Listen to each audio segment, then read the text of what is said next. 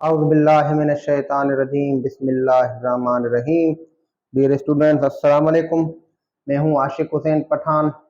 9th class आज से हम स्टार्ट कर रहे हैं और तमाम स्टूडेंट्स जो 9th क्लास से ताल्लुक़ रखते हैं उन सबको मैं biology with genius YouTube channel में खुशामदीद कहता हूं। उम्मीद कि इंशाल्लाह हमारा जो ये सेशन होगा, ये प्रोसेस होगा, ये कंप्लीट होगा और इफेक्टिव होगा और बेनिफिशियल होगा। तो डियर स्टूडेंट्स, आज हम स्टार्ट करते हैं 9th क्लास की बायोलॉजी, ब्रांचेज ऑफ बायोलॉजी से, क्योंकि जनरली मैंने एक lecture on the topic of science and biology, उसकी डिविजन्स इस पर बनाया हुआ है, आप वो देख सकते हैं। आज हम ब्रांचेज से स्टार्ट करेंगे, फिर कंटिन्यू जितने भी टॉपिक्स होंगे। तो ब्रांचेज, बायोलॉजी की बहुत सारी ब्रांचेज हैं, इसकी बहुत सारी शाखें हैं। उनमें सबसे पहले जिस ब्रांच पर हम डिस्कस करेंगे that is the morphology. Morphology, ये मॉर्फोलॉजी वर्ड जो है ये मॉर्फ से लिया गया है। मॉर्फ, मॉर्फ का मतलब होता है फॉर्म, यानी फॉर्म। ये ग्रीक वर्ड है जिसका मतलब है फॉर्म। फॉर्म यानी जो एक्सटर्नल अपीयरेंस होता है, जो जाहिर होता है, जिसको हम ऐसा समझें कि अपनी आंखों से या अपनी विजुअल एबिलिटी से ऑब्जर्व कर सकें, नोटिफाई कर सकें, उसको हम फॉर्म बोलते हैं, या एक्सटर्नल अपीयरेंस या इजहार उसका जाहिर बोलते हैं। तो जो लिविंग ऑर्गेनिजम्स हैं उसके बहुत सारे एस्पेक्ट्स हैं, उनके बाहर जो कैरेक्टर्स हैं उनकी स्टडी, अंदर की स्टडी, उनकी जो फंक्शंस हैं, पार्ट्स, उनकी स्टडी, उनकी जो ट्रांसमिशन ऑफ हेरिडिटरी मटेरियल है, उनकी कंपोजिशन, उनका रिलेशन विद इकोसिस्टम, तो ये सारे लिविंग से ही कंसर्न्ड एस्पेक्ट्स बन जाते हैं। तो आज हम जिस ब्रांच को डिस्कस कर रहे हैं जिसको हम बोलते हैं मॉर्फोलॉजी, तो the study about the external structural characters, यानी ये वो मुतालिया है, ये वो स्टडी है, हम इसमें क्या पढ़ते हैं, जो लिविंग ऑर्गेनिज्म के यानी बाहर के कैरेक्टर्स होते हैं, एक्सटर्नल कैरेक्टर्स होते हैं, उनकी जब स्टडी करते हैं तो उसको हम मॉर्फोलॉजी बोलते हैं। एक कॉमन बात मैं आपको बता दूं, आप जो भी ब्रांच पढ़ रहे हैं, जिस सब्जेक्ट की ब्रांच है या बायोलॉजी की भले कोई भी ब्रांच है, उसमें एक चीज कॉमन होती है, वो हम सेम लिखेंगे। बाकी जो पर्टिकुलर जो जिस ब्रांच से खास होगा वो अलग अलग लिखेंगे। कॉमन क्या होगा, यानी ये मैं लाइन लिख देता हूं पहले ही ब्रांच में,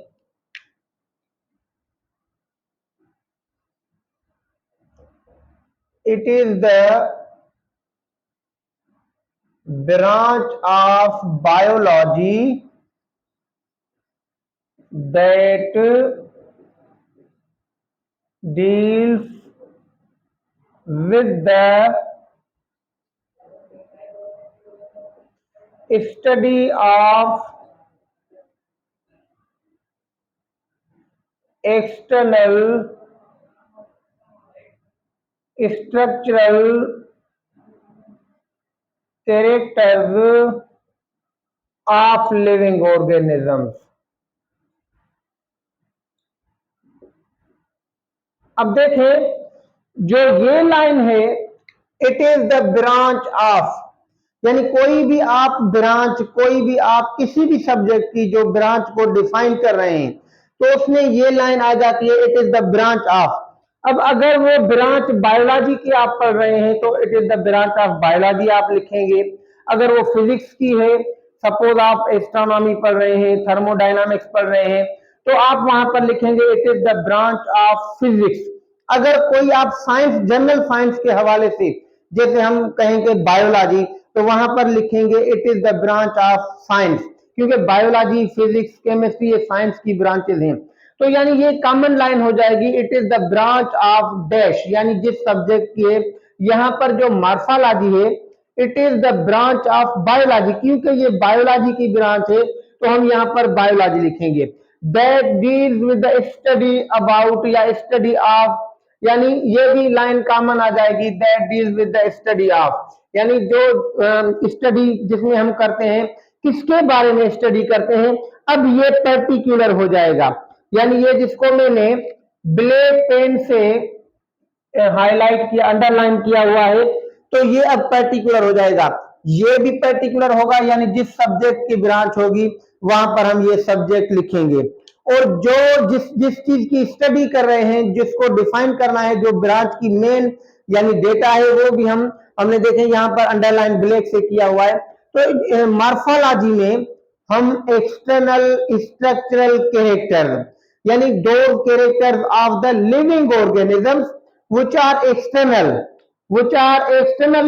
यानी स्ट्रक्चर ऑफ एक्सटर्नल, यानी जो उसका अपीयरेंस है, जो बाहर वाले कैरेक्टर हैं किसके, लिविंग ऑर्गेनिज्म के, बाहर वाले बनावटी जो उसके फीचर्स हैं, उसकी जो क्वालिटीज हैं, उसके जो एट्रीब्यूट्स हैं, जो कैरेक्टर्स हैं, जो उसकी खासियतें हैं या उसकी जो प्रॉपर्टीज हैं, तो उनकी स्टडी को हम मॉर्फोलॉजी बोलते हैं। ये वर्ड मॉर्फ यानी सूरत बाहरी होती है। सपोज आप यानी जो तरबूज होता है, वाटरमेलन, उसकी अगर आप मॉर्फोलॉजी पढ़ रहे हैं तो आप बाहर का जो अपीयरेंस होगा वो देखेंगे, वो ग्रीन कलर का होता है, उसके ऊपर एक ग्रीन, थोड़ी लाइट ग्रीन के डार्क होते हैं। अगर आप बकरी की यानी गोट की मॉर्फोलॉजी पढ़ रहे हैं तो आप बताएंगे उसके दो बड़े कान होते हैं, उसके दो सींग होते हैं यानी हॉर्न्स होते हैं, उसकी 4 लेग्स होती हैं, इट हैज यानी 1 टेल, पोस्टेनल टेल, तो उसके जिस्म पर बाल होते हैं। This is the morphology. हमारी जो मॉर्फोलॉजी होगी, हमें 2 आईज हैं, we have 2 ears, we have 1 nose, we have 1 mouth, we have hairs on the body, we have 2 hands, 2 arms, 2 legs. तो ये हमारी मॉर्फोलॉजी हो जाएगी। मॉर्फोलॉजी हर लिविंग ऑर्गेनिज्म की, इवन सेल की भी मॉर्फोलॉजी होती है, यानी माइक्रो मॉर्फोलॉजी। तो मतलब ये होगा कि morphology is the branch of biology that deals with the study about external structural character, जो बाहर वाले कैरेक्टर्स हैं, जो हम देखते हैं, जिनको हम ऑब्जर्व करते हैं, उनकी जब स्टडी कर रहे हैं तो हम मॉर्फोलॉजी पढ़ते हैं।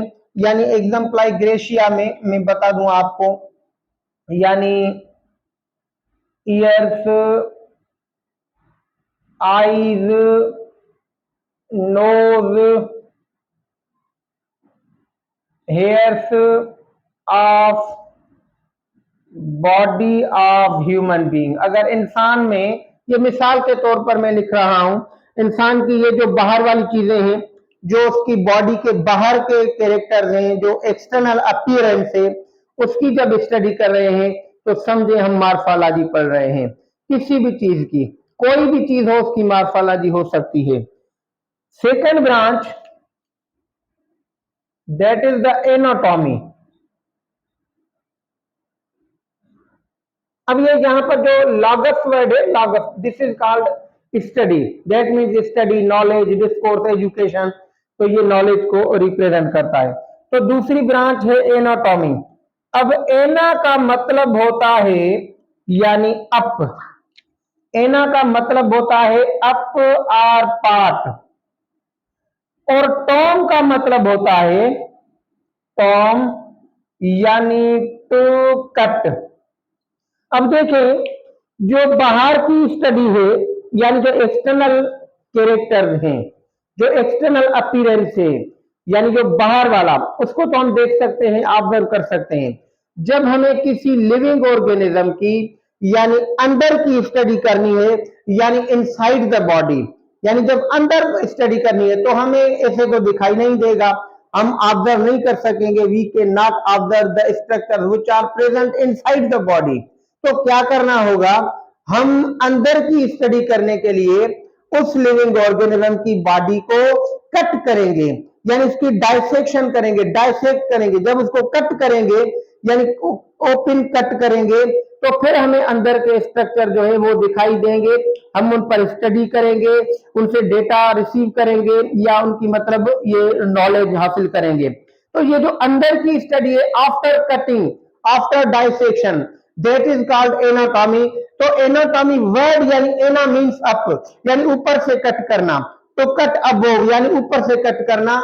जब तक हम कट नहीं करेंगे तब तक अंदर के स्ट्रक्चर हमें दिखाई नहीं देंगे। अब ये पेन है, अगर पेन की मैं मॉर्फोलॉजी देखूं तो मुझे यानी ये साफ में मॉर्फोलॉजी स्टडी कर सकता हूँ। देखिए यानी ब्लैक एंड व्हाइट है, सिलेंडर टाइप है, यानी ये रॉड लाइक है, या इसका जो टेक्सचर है वो भी फील हो रहा है, यानी ये हार्ड है थोड़ी। लेकिन जब इसका मैं इंटरनल स्ट्रक्चर स्टडी करना चाहूँ, तो इंटरनल इसकी स्टडी तब होगी जब मैं इसको कट करूंगा।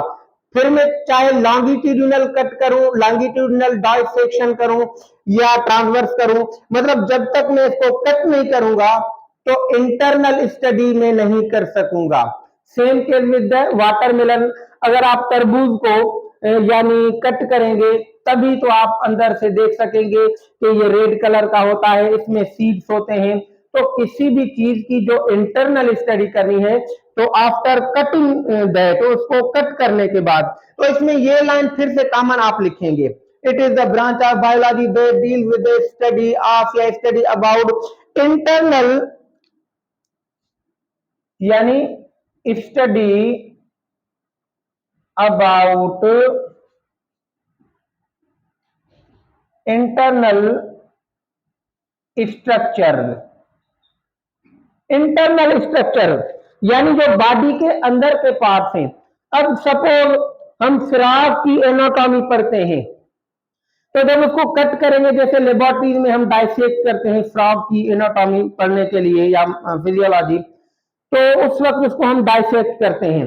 तो अंदर से हम देखते हैं कि अंदर क्या क्या मौजूद है, डाइजेस्टिव सिस्टम में क्या है, सर्कुलेटरी सिस्टम में क्या है, या रेस्पिरेटरी सिस्टम में क्या है, एक्सक्रिएटरी सिस्टम में क्या है।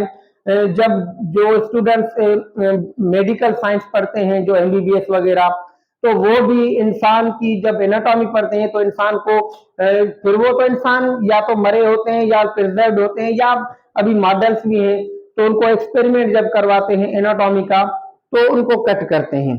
फिर वो उनकी स्टडी करते हैं कि अंदर, इंसान के अंदर यानी क्या मौजूद है, हार्ट कहाँ पर है, लिवर कहाँ पर है, या हमारे लंग्स कहाँ पर है, हमारी किडनीज कहाँ पर है, स्टमक कहाँ पर है। तो ये सारी एनाटॉमी होती है। एनाटॉमी का मतलब यही होता है, यानी the study about internal structure of the living organism. जो इंटरनल स्ट्रक्चर है वो एक्सटर्नल स्ट्रक्चर यानी मॉर्फोलॉजी, और ये अपोजिट में इंटरनल स्ट्रक्चर हो जाएगा।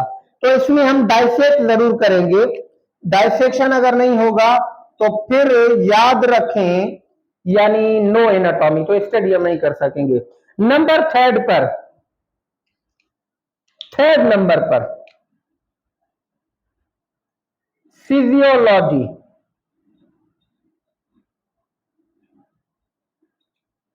ये फर्स्ट से लिया गया है, जिसका मतलब है नेचर। अब देखिए ना, जो भी चीज होती है, अल्लाह ताला ने जिस चीज को पैदा किया है, कोई भी चीज है, कोई लिविंग ऑर्गेनिज्म है, that has been created by almighty Allah, it has necessarily any of a function, यानी कोई ना कोई उसका फंक्शन है। कोई भी चीज है, nothing is useless, everything is useful, यानी कोई ना कोई उसका फंक्शन है। तो जाहिर बात है, उसको नेचर ने कोई ना कोई फंक्शन दिया हुआ है।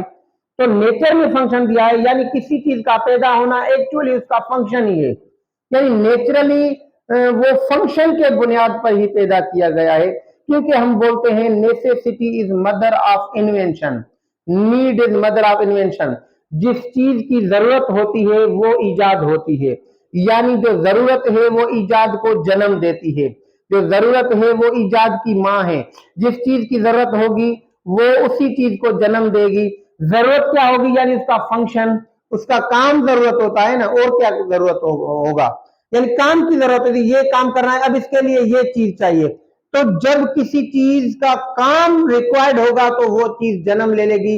इसीलिए बोलते हैं need is mother of invention, यानी जो नीड है वो इजाद की माँ है। तो मतलब ये नेचुरली जो भी चीज है उसका कोई फंक्शन है।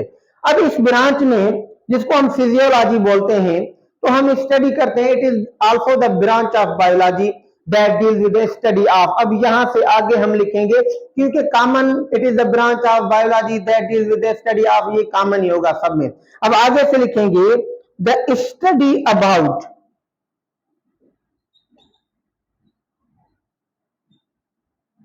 The study about function of part or organ of living organism।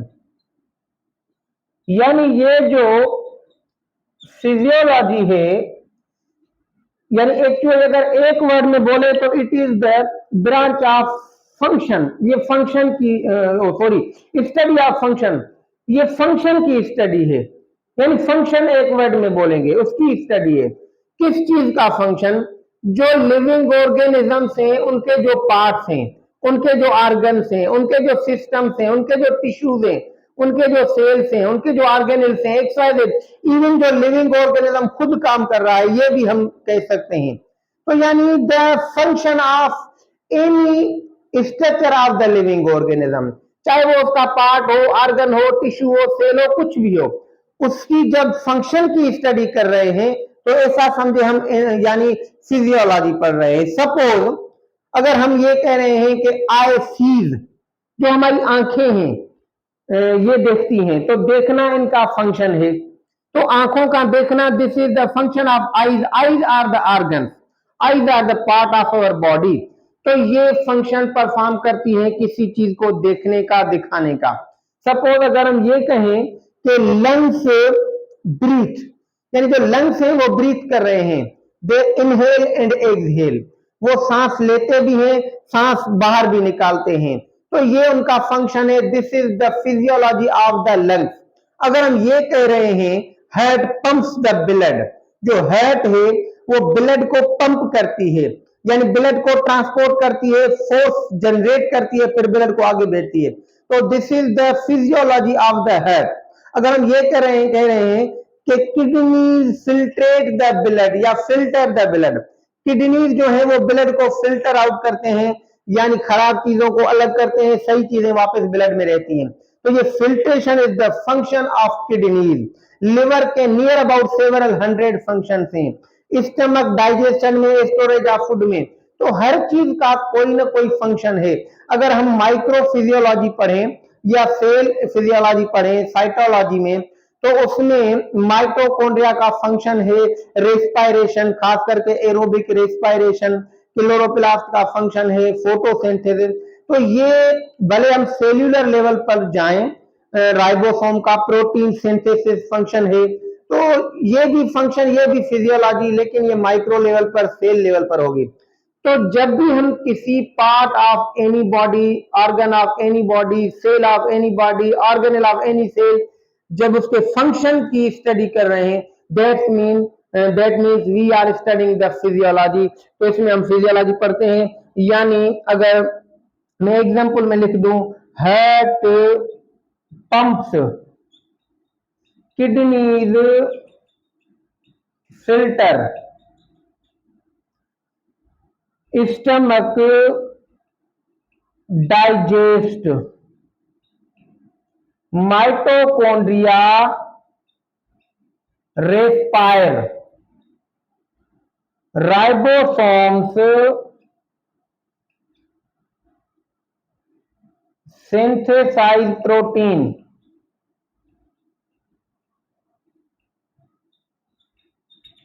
तो जाहिर बात है, ये मैंने कुछ एग्जांपल लिखे हुए हैं, तो ये सारे फंक्शन है। अब इन फंक्शंस की स्टडी को हम बोलते हैं फिजियोलॉजी।